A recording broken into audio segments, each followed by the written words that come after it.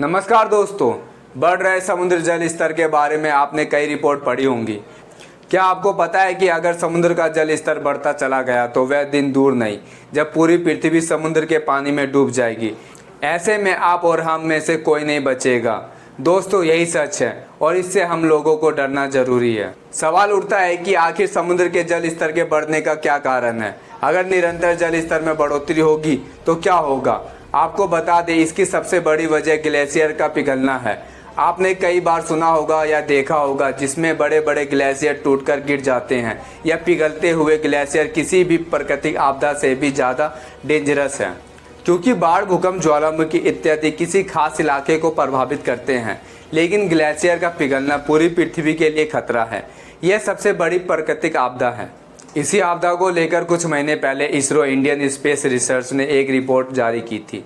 इसरो ने बताया है कि साल दर साल हिमालय की झीलों का आकार और जल स्तर बढ़ रहा है। इसरो की रिपोर्ट के अनुसार वर्ष 1989 में जिस झील का आकार लगभग 36 हेक्टेयर था, उसी झील का आकार बढ़ते हुए वर्ष 2008 में 60 हेक्टेयर हो गया है।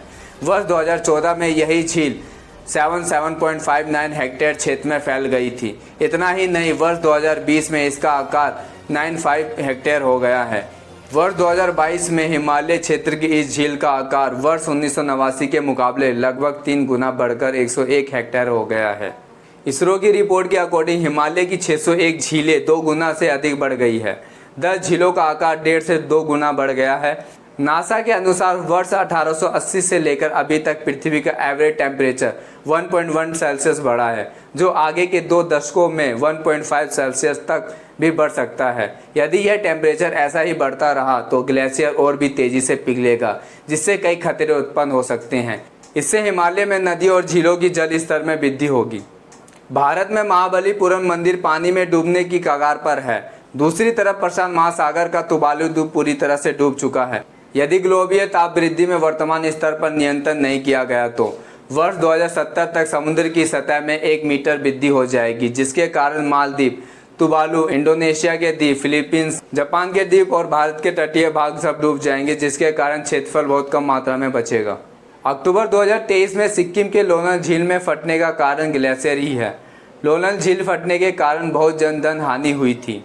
अब हिमालय में 600 से भी अधिक झीलों का आकार 2 गुना हो चुका है, जो खतरनाक साबित हो सकता है, क्योंकि झील के फटने के नदियों से बाढ़ का खतरा पैदा होगा। झील का पानी रिसने के कारण भूस्खलन की स्थिति उत्पन्न होगी। झीलों का पानी समुद्र में जाने से समुद्र का जल स्तर बढ़ेगा। ग्लेशियर पिघलने से पीने के पानी का संकट उत्पन्न होगा, क्योंकि एशिया में अधिकांश देशों में मीठे पानी का स्रोत ग्लेशियर ही है। इसके प्रभाव के बारे में बात करें तो इसको हम फ्लैश फ्लड के रूप में देखेंगे, जो बहुत ही भयानक होती है। उसके सामने कोई भी स्ट्रक्चर टिक नहीं पाएगा। इसके हिमालय सुनामी में परिवर्तित हो जाएगा। इसके अगले प्रभाव की बात करें तो इससे भयानक जल संकट भारत में आएगा, क्योंकि हमारी सभ्यता हिमालय की नदियों से पैदा हुई है। नदियों की खत्म होने से जल संकट देखने को मिलेगा। इतना ही नहीं, ग्लेशियर पिघलने से समुद्र का जल स्तर बढ़ेगा और यह भयानक स्थिति पैदा करेगा। विश्व मौसम विज्ञान संगठन WMO वर्ष 2013 से 2022 के बीच समुद्र का जल स्तर 4.62 मिलीमीटर की दर से बढ़ा है, जो कि वर्ष 1993 से 2002 की दर से दोगुनी है। चलिए अब समुद्र के बढ़ते जल स्तर के खतरे के बारे में जान लेते हैं। UN यानी यूनाइटेड नेशन की एक रिपोर्ट में बताया गया है कि समुद्र का जल स्तर यदि इसी तरह बढ़ता रहा तो सन 2100 तक कई देश समुद्र में समा जाएंगे। विश्व बैंक सहित अन्य संगठनों को आशंका है कि वर्ष 2100 तक मालदीव पानी में समा सकता है। आज हमको भले यह खतरा महसूस नहीं हो रहा है, लेकिन जिस तरह से पृथ्वी का टेम्परेचर बढ़ रहा है और ग्लेशियर पिघल रहे हैं, वह हमारे लिए चिंता की बात है, जिसके समाधान के लिए काम करने की जरूरत है। सरकार तो इसके लिए प्लान कर ही रही है, लेकिन सरकार के साथ साथ आपको भी जागरूक होना होगा। धरती के टेम्परेचर में वृद्धि का सबसे बड़ा कारण CO2 का उत्सर्जन है।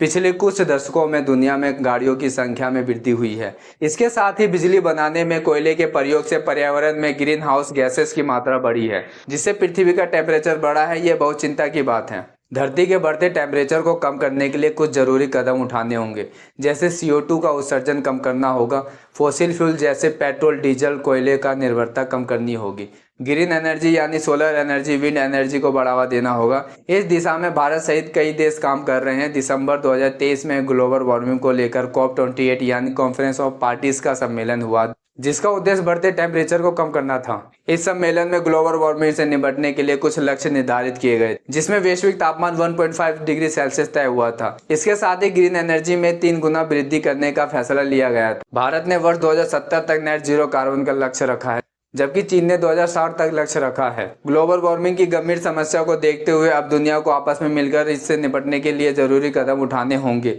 जिसमें सभी नागरिकों का जागरूक होना अति आवश्यक है, ताकि आने वाले संकट से बचा जा सके। मैं अपनी बातों को यहीं समाप्त करता हूं। तब तक के लिए नमस्कार, जय हिंद।